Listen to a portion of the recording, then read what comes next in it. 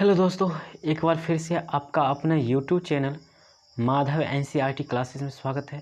साथियों, आज हम लोग देखने वाले हैं बायोलॉजी का बहुत मोस्ट इम्पोर्टेंट क्वेश्चंस ऑब्जेक्टिव है। साथियों, अगर ये एक सेट तैयार कर लेते हैं तो आप 90 के पार अंक ला सकते हैं। बहुत ही आसान क्वेश्चन है।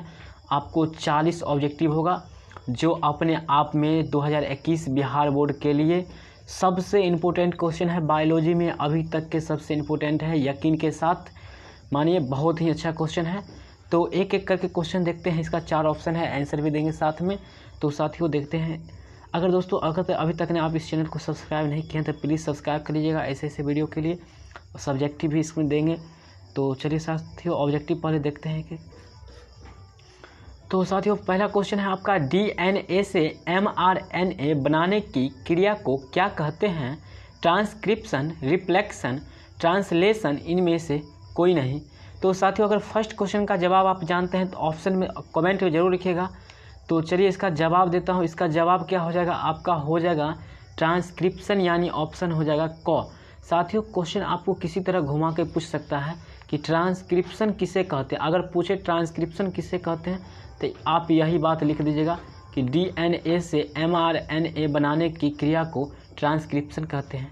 तो बढ़ते हैं साथियों, अगला क्वेश्चन है, WHO के द्वारा ध्वनि प्रदूषण का कौन सा मानक सही है? साथियों, यानी क्वेश्चन है WHO यानी वर्ल्ड, WHO का मतलब होता है वर्ल्ड हेल्थ ऑर्गेनाइजेशन होता है। वर्ल्ड हेल्थ ऑर्गेनाइजेशन होता है, यानी विश्व स्वास्थ्य संगठन के अनुसार ध्वनि प्रदूषण कौन सा मानक सही है मानव के लिए सुनने के लिए? तो 20 से 30 डेसिबल जो है वो है सही है, यानी ऑप्शन हो जाएगा आपका क हो जाएगा। तो साथियों बढ़ते हैं अगला, आगे देखते हैं। 3 नंबर क्वेश्चन है, मलेरिया रोग उत्पन्न होता है नर क्यूलेक्स, मादा एनोफ्लिज, मादा एंडिज और नर एनोफ्लिज। तो किसके द्वारा होता है? तो देखते हैं आंसर इसका क्या हो जाएगा आपका मादा एनोफ्लिज, यानी ऑप्शन हो जाएगा आपका क हो जाएगा, ख हो जाएगा मादा एनोफ्लिज मच्छर के द्वारा होता है। साथियों 4 नंबर क्वेश्चन है, किस गैर फली पौधों के जड़ पिंड में जैविक खाद मौजूद होता है? साथियों यहाँ पिंड का मतलब होता है मध्य, यानी कोई चीज़ मान लीजिए ये है तो इसका पिंड होता है बीच यानी मध्य।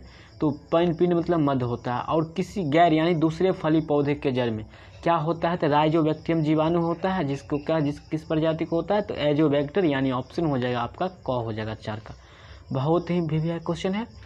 तो बढ़ते हैं आगे, देखते हैं 5 नंबर क्वेश्चन है आपका, दूध से दही बनाने में किस जीवाणु का उपयोग होता है? साथियों ये तो एक बचपना टाइप का क्वेश्चन है कि दूध से दही बनाने में किस जीवाणु का उपयोग होता है? Clostridium lactobacillus. ग ऑप्शन है ए तथा बी दोनों, और घ है स्ट्रेप्टोकोकस। तो साथियों ये जो फर्स्ट ऑप्शन है क्लस्ट्रीडियम टिटर्नी, ये टिटनस का है रोगवाहक, यानी क्लस्ट्रीडियम टिटर्नी। और लैक्टोबैसिलस जो है दूध से दही बनाने में की सहायता करता है, यानी ऑप्शन हो जाएगा ख लैक्टोबैसिलस। साथियों अगर पूछे आपको दूध में कौन सा अम्ल होता है, अगर अम्ल के बारे में पूछे तो कुछ नहीं है, बस आपको लैक्टिक अम्ल कहना है। लैक्टोबैसिलस और लॉ से ही लैक्टिक अम्ल होता है। इसमें दूध से दही जो बनता है, दही में कौन अम्ल होता है? तो लैक्टिक अम्ल। तो बढ़ते हैं साथियों, अगला क्वेश्चन देखते हैं 6 नंबर क्या।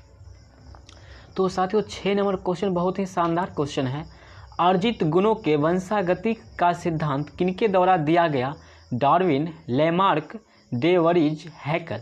तो साथियों ये तो क्लास 10th में ही पढ़े होंगे कि लेमार्क के द्वारा दिया गया था वो अर्जित या उपार्जित गुणों का वंशानुगति का सिद्धांत लेमार्क ने दिया था, यानी ऑप्शन हो जाएगा आपका ख हो जाएगा, ऑप्शन ख हो जाएगा लेमार्क। 7 नंबर क्वेश्चन है साथियों, निम्नांकित में कौन मिथ्या फल है? साथियों मिथ्या फल या असत्य फल, मिथ्या फल या इसको आप असत्य फल कह सकते हैं, या इसको फॉल्स फ्रूट होता है, असत्य होता है फल, या मिथ्या फल, या फिर इसको झूठा फल भी कह सकते हैं आप, झूठा फल होता है। तो साथियों इसका आंसर क्या हो जाएगा? सेब, आम, केला, इनमें से कोई नहीं। तो साथियों समझ लीजिए कि असत्य फल जो होता है सेब होता है, सेब, अंजीरा और सारे होते हैं जो क्या होते हैं? असत्य फल होता है। तो साथियों 8 नंबर क्वेश्चन है, बिडॉल परीक्षण किस बीमारी के लिए किया जाता है? मलेरिया, टाइफाइड, डेंगू, इनमें से कोई नहीं। तो साथियों बिडॉल टेस्ट ही होता है या फिर परीक्षण जो है टाइफाइड रोग की बीमारी की जांच में होता है, यानी ऑप्शन हो जाएगा आपका ख हो जाएगा टाइफाइड।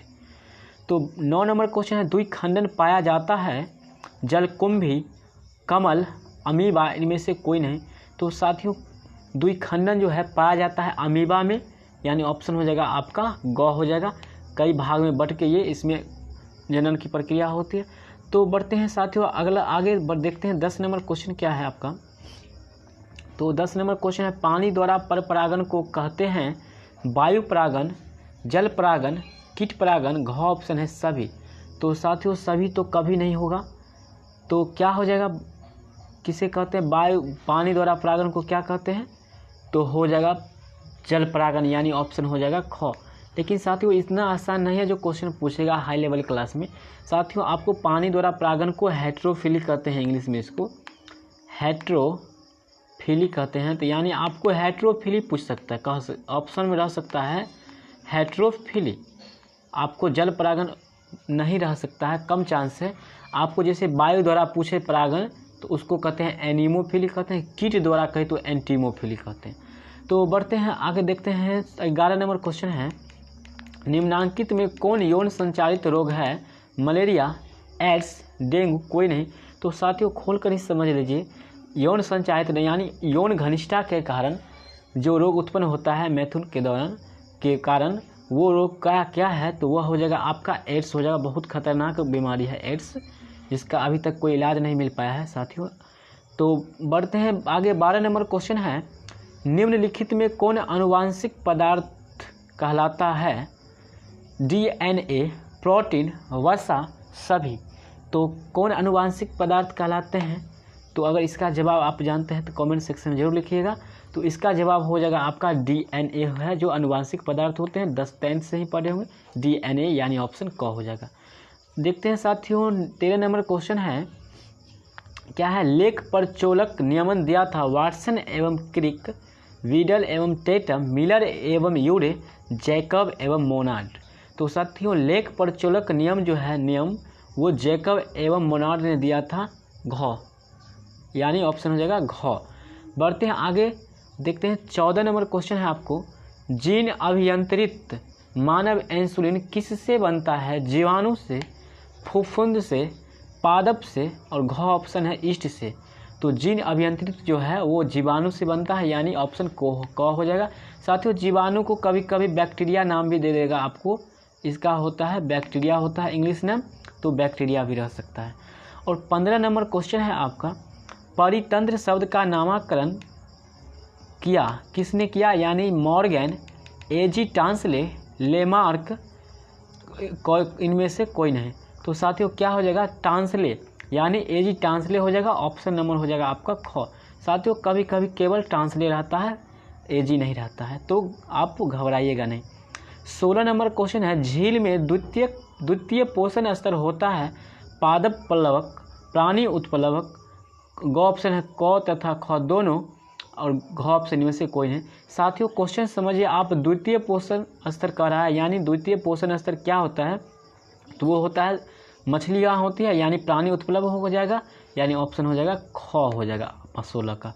17 नंबर क्वेश्चन है, निम्नलिखित में कौन ग्रीन हाउस गैस है, कार्बन डाइऑक्साइड, मीथेन, CFC, और घ ऑप्शन इनमें सभी। तो क्या हो जाएगा साथियों, ग्रीन हाउस गैस जो है उसमें कार्बन डाइऑक्साइड होता है, यानी ऑप्शन हो जाएगा आपका क हो जाएगा। साथियों कन्फ्यूज नहीं होइएगा क्वेश्चन में। बढ़ते हैं आगे 18 नंबर क्वेश्चन है, इनमें से विलुप्त हो गए हैं डोडो, लाल पांडा, स्टीलर सिकाव, और घ ऑप्शन इनमें सभी। तो 18 का हो जाएगा आपको इनमें सभी, इसमें सभी जो जानते हैं इसमें सभी विलुप्त हो चुके हैं। 19 नंबर क्वेश्चन है, लीची का खाया जाने वाला भाग कहलाता है टैगमैन, भ्रूणपोष, अध्यावरण, बीजचोल। तो साथियों 19 का हो जाएगा आपका बीजचोल जो है लीची का खाया जाता है। 20 नंबर क्वेश्चन है, फास्फोरस निम्नलिखित में किसका घटक है, न्यूक्लिक अम्ल, जैविक झिल्लियाँ, कोशिकीय ऊर्जा स्थानांतरण प्रणाली, और घ ऑप्शन है सभी। तो क्या हो जाएगा 20 को हो जाएगा आपका ग हो जाएगा, कोशिकीय ऊर्जा स्थानांतरण प्रणाली। बढ़ते हैं आगे 21 नंबर क्वेश्चन है, निम्नलिखित में कौन सा रोग प्रोटोजोआ जीव द्वारा संचालित होता है, अमीबियासिस, मलेरिया, कालाजार, घ ऑप्शन है सभी। तो साथियों क्या हो जाएगा आपका 21 नंबर का जवाब हो जाएगा इनमें सभी जो है प्रोटोजोआ के कारण होने वाला रोग है। तो साथियों बढ़ते हैं आगे, देखते हैं 22 नंबर क्वेश्चन है, विषाणु जो कैंसर उत्पन्न करते हैं अवृद्धिक विषाणु, जीवाणु भोजी, TMV और घ ऑप्शन है कोई नहीं। तो विषाणु जो कैंसर उत्पन्न करते हैं उसको अवृद्धि विषाणु कहते हैं, यानी ऑप्शन हो जाएगा क। बिल्कुल भी है क्वेश्चन, बिल्कुल ध्यान रखिएगा। लगभग ये अभी तक 7 बार लगातार पूछा गया है क्वेश्चन ऑब्जेक्टिव। तो 23 नंबर क्वेश्चन है साथियों, हरे पौधे उत्पादक होते हैं जो प्रकाश ऊर्जा को रासायनिक ऊर्जा में बदल देते हैं, रासायनिक ऊर्जा को प्रकाश ऊर्जा में, और ग ऑप्शन है क तथा ख सही है, और घ है इनमें से कोई नहीं। तो साथियों आप जानते हैं हरे पौधे जो है सूर्य के प्रकाश से अपना भोजन बनाते हैं, यानी प्रकाश को लेते हैं और रासायनिक ऊर्जा में बदलते हैं, यानी ऑप्शन हो जाएगा आपका क हो जाएगा। और 24 नंबर क्वेश्चन है साथियों, बिना निषेचन के फल के निर्माण को क्या कहते हैं? अयुग्मन, असंजनन, अनिषेचन और घ ऑप्शन है सभी। तो 24 नंबर का हो जाएगा असंजनन, यानी ऑप्शन हो जाएगा आपका ख हो जाएगा, ऑप्शन नंबर ख हो जाएगा। बढ़ते हैं आगे साथियों, देखते हैं 25। तो साथियों 25 नंबर क्वेश्चन है आपका, काइजमा किस अवस्था में बनता है? समसूत्री कोश का विभाजन, ए माइटोसिस कोश का विभाजन, और ग ऑप्शन है अर्धसूत्री विभाजन, और घ ऑप्शन इनमें से कोई नहीं। तो साथियों 25 का हो जाएगा अर्धसूत्री विभाजन, यानी ऑप्शन हो जाएगा आपका ग हो जाएगा। अर्धसूत्री कहिए या मियोसिस डिवीजन कहिए, इंग्लिश नेम होता है इसका, कभी कभी मियोसिस दे देगा, जैसे एमाइटोसिस दे दिया है। तो 26 नंबर क्वेश्चन है, एक्रोसोम भाग है DNA का, RNA का, शुक्राणु का, सभी के। तो साथियों एक्रोसोम जो है वो शुक्राणु का भाग है, यानी ऑप्शन नंबर हो जाएगा आपका ग। 27 नंबर क्वेश्चन है, ओजोन स्तर पाया जाता है ट्रोपोस्फीयर, एक्सोस्फीयर, मेसोस्फीयर, स्ट्रेटोस्फीयर। तो साथियों ओजोन स्तर जो है ट्रोपोस्फीयर में पाया जाता है, यानी ऑप्शन हो जाएगा आपका क हो जाएगा 27 का। 28 नंबर क्वेश्चन है, ऊर्जा का पिरामिड होता है सदैव उल्टा, सदैव सीधा, दोनों क तथा ख, और घ ऑप्शन इनमें से कोई नहीं। तो साथियों बिल्कुल कंफ्यूज नहीं होना है, इसका आंसर हो जाएगा आपका परफेक्ट सीधा हो जाएगा, सदैव सीधा होता है, यानी ऑप्शन ख हो जाएगा। बढ़ते हैं आगे, 29 नंबर क्वेश्चन है, निम्नांकित में जैव उर्वरक कौन है? साइनोबैक्टीरिया, विषाणु, विषाणु भोजी, और घ ऑप्शन है सभी। तो क्या हो जाएगा जैव उर्वरक जो है सो वो क्या है? साइनो बैक्टीरिया है, यानी ऑप्शन नंबर हो जाएगा आपका क हो जाएगा साइनोबैक्टीरिया। 30 नंबर क्वेश्चन है, निम्नांकित में कौन सहजीवी संबंध द्वारा नाइट्रोजन स्थिर करता है? वाल्वक्स, राइजोबियम, कारा, इनमें से कोई नहीं। तो साथियों जैसे कि 29 नंबर क्वेश्चन है उसी से रिलेटेड क्वेश्चन है कि सहजीवी संबंध द्वारा नाइट्रोजन स्थिर करता है, वो हो जाएगा आपका राइजोबियम, यानी ऑप्शन नंबर ख हो जाएगा। ठीक, ख हो जाएगा यानी राइजोबियम। साथियों दलहनी पौधों के जड़ों में भी राइजोबियम नामक जीवाणु रहता है। तो 31 नंबर क्वेश्चन है आपका, मृदा का पोषण गुणवत्ता कौन बढ़ाता है? रासायनिक खाद, गोबर खाद, जैव उर्वरक, और घ ऑप्शन है ख तथा ग। तो साथियों मृदा का जो पोषण का जो गुणवत्ता है, उर्वरक क्षमता जो बढ़ाता है वो होता है कार्बनिक खाद, यानी गोबर का खाद, या फिर आपको जैव उर्वरक जिसको कार्बनिक खाद कहते हैं। तो ऑप्शन हो जाएगा आपका घ, यानी क तथा ग दोनों ऑप्शन हो जाएगा घ सॉरी। और चलते हैं आगे बढ़ते हैं, 32 नंबर क्वेश्चन है आपका, मानव रुधिर वर्ग कौन कौन से है? ABC तथा O, BC, D तथा O, AB तथा O, उपयुक्त सभी। तो साथियों मानव रुधिर वर्ग जो होता है 4 प्रकार का होता है। फर्स्ट पहला होता है A, दूसरा होता है B, तीसरा होता है AB, और चौथा होता है रक्त समूह O होता है रक्त वर्ग या रक्त समूह। साथियों इसमें रक्त समूह O जो है इसको सर्वदाता रक्त समूह कहते हैं या सर्वभौमिक कहते हैं, इसको बिल्कुल ध्यान रखिएगा। रक्त वर्ग O को सर्वभौमिक या सर्वदाता कहते हैं। तो यहाँ सिर्फ पूछ रहा है मानव रुधिर वर्ग कौन है, तो हो जाएगा ऑप्शन ग, यानी A, B, AB तथा O। तो साथियों बढ़ते हैं आगे, देखते हैं 33 नंबर क्वेश्चन है आपका, कतला मछली पाया जाता है मृदु जल तथा कठोर जल दोनों, ग ऑप्शन है कठोर जल, इनमें से कोई नहीं। तो साथियों कतला मछली जो है मृदु जल पाया जाता है, यानी ऑप्शन हो जाएगा क, यानी भूमि वाले जल पे। 34 नंबर क्वेश्चन है, बीज चोल खाया जाता है शरीफा का, सेब का, नारंगी का, इनमें से सभी। तो साथियों बीज चोल जो है खाया जाता है वो सिर्फ शरीफा का खाया जाता है, यानी ऑप्शन हो जाएगा आपका क हो जाएगा क। बढ़ते हैं आगे 35 नंबर क्वेश्चन देखते हैं। उभयलिंगी प्राणी है मुर्गी, सांप और ग ऑप्शन है क और ख दोनों, और घ है केचुआ। तो साथियों उभयलिंगी यानी द्विलिंगी, जिसमें दोनों अंग रहते हैं एक ही जीव में, तो उसको कहते हैं द्विलिंगी। तो जानते हैं कि मुर्गी और मुर्गा या फिर मुर्गी अलग अलग जीव हैं, दोनों में अलग अलग अंग होते हैं, तो ये उभयलिंगी नहीं होगा और सांप भी नहीं होगा। तो ऑप्शन हो जाएगा आपका घ हो जाएगा, यानी केचुआ जो है उभयलिंगी प्राणी है। साथियों कभी कभी क्वेश्चन उभयलिंगी प्राणी नहीं है और ऑप्शन सेम भी दे सकता है। तो 36 नंबर क्वेश्चन है, मानव रुधिर वर्ग ओ वर्ग में एंटीजन अनुपस्थित होते हैं, एंटीबॉडी अनुपस्थित होते हैं, एंटीजेन उपस्थित रहते हैं, एंटीबॉडी ए उपस्थित रहते हैं।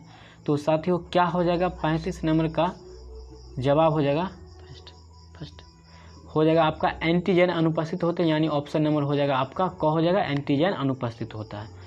तो साथियों बढ़ते हैं आगे 37 नंबर क्वेश्चन है, क्लोरेला निम्न में से क्या है, जीवाणु, शैवाल, प्रोटोजोआ, और घ ऑप्शन है एकल कोशिका प्रोटीन। तो क्या हो जाएगा क्लोरेला क्या है, एकल कोशिका एक प्रोटीन है, यानी हो जाएगा ऑप्शन नंबर आपका घ हो जाएगा, सही है घ हो जाएगा। और आगे बढ़ते हैं 38 नंबर क्वेश्चन है आपका, अम्लीय वर्षा के कारक है CO तथा CO2, ख ऑप्शन है NO2 तथा SO2, ग है CO2 तथा NO2 और घ है N2 तथा NO2। तो साथियों क्या हो जाएगा, तो हो जाएगा आपका ऑप्शन ख हो जाएगा, यानी NO2 नाइट्रोजन डाइऑक्साइड और सल्फर डाइऑक्साइड होता है। NO2 का मतलब नाइट्रोजन डाइऑक्साइड, SO2 का मतलब सल्फर डाइऑक्साइड। साथियों देखते हैं 39 नंबर क्वेश्चन है, लाइकेन सूचक है CO2 प्रदूषक का, SO2 प्रदूषक का, CO प्रदूषक का, जल प्रदूषक का। तो लाइकेन सूचक है SO2 प्रदूषक का, यानी SO2। साथियों कभी कभी पूछ देता है SO2 प्रदूषक का सूचक क्या है, तो लाइकेन होगा उल्टा करके। और लास्ट और अंतिम क्वेश्चन है 14 नंबर, मानव साधारणतः ध्वनि तीव्रता सहन कर सकता है, तो कौन सा कर सकता है, तो वो 20 डेसिबल से 30, 80 डेसिबल, 80 से 90 डेसिबल। साथियों इसमें दो ऑप्शन कट गया, जो आप मार सकते हैं 40 से 50 डेसिबल था सी ऑप्शन, और डी ऑप्शन था 80 डेसिबल। तो क्या हो जाएगा साथियों, आंसर इसमें से दोनों में से कुछ नहीं होगा, यानी 20 से 30 डेसिबल आपको क्वेश्चन ऊपर भी देखे थे। तो साथियों आज का वीडियो आपको कैसा लगा, अगर वीडियो पसंद आया है तो लाइक करिएगा, अगर अभी तक ना आप चैनल को सब्सक्राइब नहीं किए तो प्लीज़ सब्सक्राइब कर लीजिएगा। एग्जाम आपके नज़दीक है, आप इस पर सब्जेक्टिव भी क्वेश्चन देने वाले हैं, एकदम PDF आपको आंसर बाय आंसर देंगे। तो चलिए साथियों मिलते हैं फिर अगले वीडियो में, थैंक यू।